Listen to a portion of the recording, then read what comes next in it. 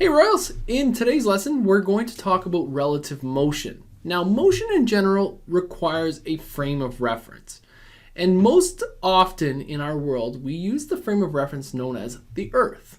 So if I'm traveling in my car and I'm driving down the road and I'm traveling at 60 kilometers an hour, that is relative to the Earth. Now, I have a video here to demonstrate what we mean with different frames of reference. So go ahead and watch this video. And what I want you to see is the gentleman who walks by in the background. He's going to travel a heck of a lot faster than the woman in the foreground. And then I want you to discuss with yourself what is actually happening in this video.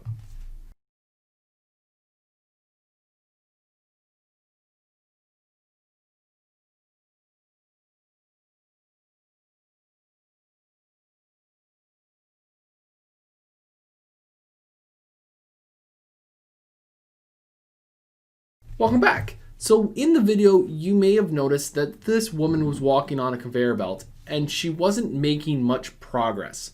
But if you imagined that she had blinders on, she couldn't see around her, she would think that she's moving at, say, 5 kilometers an hour.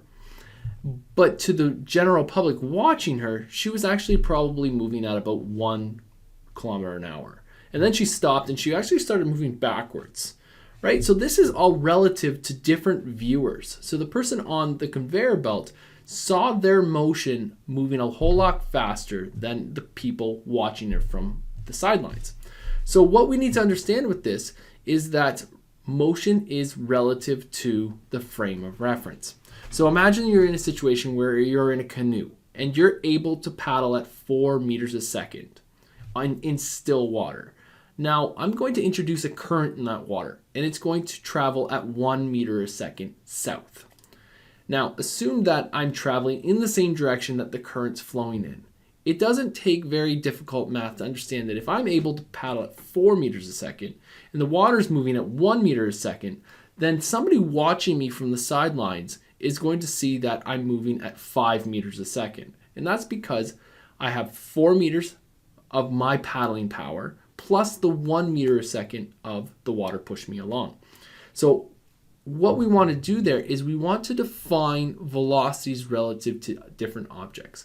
So when we do these types of problems, we're going to have an object, then we're going to talk about what unit we're talking about. So we're talking about velocity here, and then we're going to have the other term here as the frame. Okay, so all of these subscripts mean something to us. So in the case of this equation here, the R is going to represent the rower, the W will represent the water, and the G will represent the ground. Okay, so that means that the rower's velocity relative to the ground, so somebody watching the rower from the shore is going to see the rower relative to the water, that's 4 meters a second, and then added to it will be the vector of the water relative to the ground. So they have to add these two motions together to explain what they're seeing. Now imagine I turn around and I'm rowing back the other way. So I'm traveling 4 kilometers an hour north, and the water's traveling at 1 kilometer an hour south. Now, to somebody watching me, I will only be moving at 3 kilometers an hour relative to the shore. Or actually, in my picture, I have it as kilometers. In the equations, I have it as meters per second. So let's leave it as meters per second for our understanding of the equations. So 4 meters a second north plus 1 meter a second south. If I'm going to add vectors, I want to remember that I need them to be added in the same direction. So I need both directions to be north. So I'm going to change the direction of my south to north by just simply introducing that negative sign in front of my magnitude. So in fact, I have 4 meters a second added with negative 1 meter a second to result in 3 meters a second north. Okay, now air pilots need to consider this because they have something called ground speed, and that's actually supposed to be ground velocity, and it's going to be how fast they're moving relative to the Earth. So if I'm flying from Toronto to Vancouver, I have to account for the fact that the wind might be acting as a headwind, meaning straight at my face. So the velocities that they will take into consideration when they're talking about ground speed or ground velocity will actually be the plane relative to the air, how fast the plane can push through this liquid known as air, or this fluid known as air, and then how fast the air is moving relative to the ground. We call that wind, right? So this should actually say plane relative to the ground, not plane relative to the water, but it is another fluid. The ground and air is my fluid that I'm traveling through.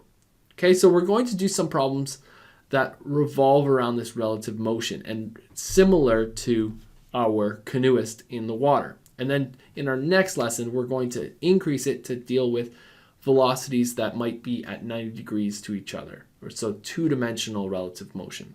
Okay, so for right now, what I want you to do is I'm going to have you do a bit of a video analysis. So after this video of me, you're going to see a video of a truck with a baseball pitcher's machine on the back of it. And the truck is going to throw a ball, the pitching machine is going to throw a ball outwards, but the truck is going to be driving towards the left in our picture here. Okay, so we're going to assume that the baseball is backwards and the truck's motion is forwards. So the three variables that we're going to use is B, which represents ball. We're going to use T, which represents truck.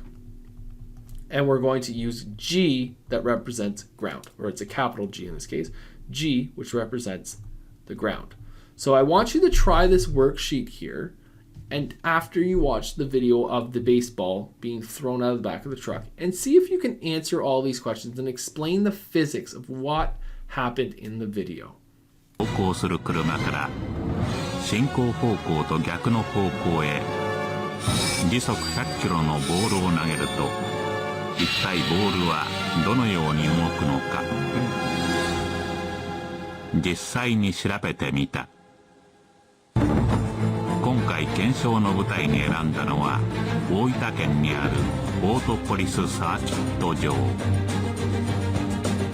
そしてトラックの荷台には時速100キロでボールを投げられるピッチングマシーンをしっかり固定、はい、なお時速100キロのスピードを出していただくトラックの運転には国内 A 級ライセンスを持つ松浦さんに依頼。検証方法はまずトラックで時速100キロのスピードを出すためコースを一周、そして再びスタートした地点に時速100キロのスピードで戻ってくる。そこでスタートラインを通過した瞬間にボールをトラックの進行方向と逆方向へ発射。この時ボールはどのように動くのかを調べる、トラックをスタート位置につかせ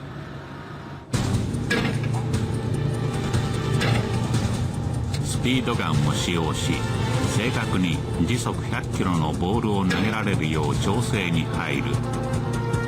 そしてまずは球が本当に100キロ出てる。準備完了。ぴったり100だ。ちなみにこちらが停止状態のトラックから時速100キロで投げたボールの動きである。検証開始。シ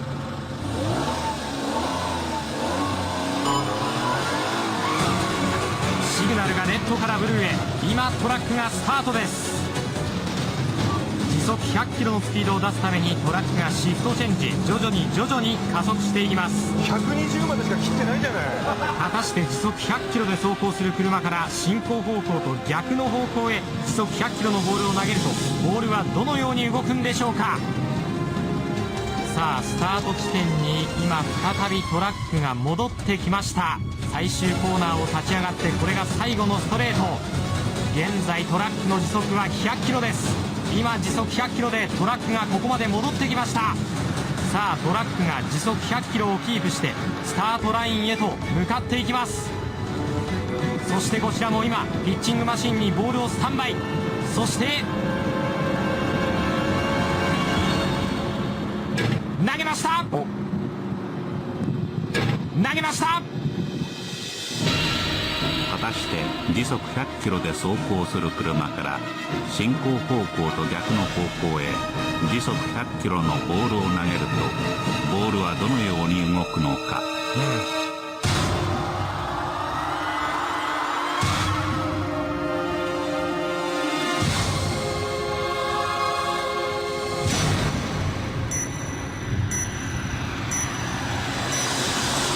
投げました。あー、ボールがコース上を転がっています。一体ボールはどのような動きをしたんでしょうか。さあスロー映像で確認してみましょう。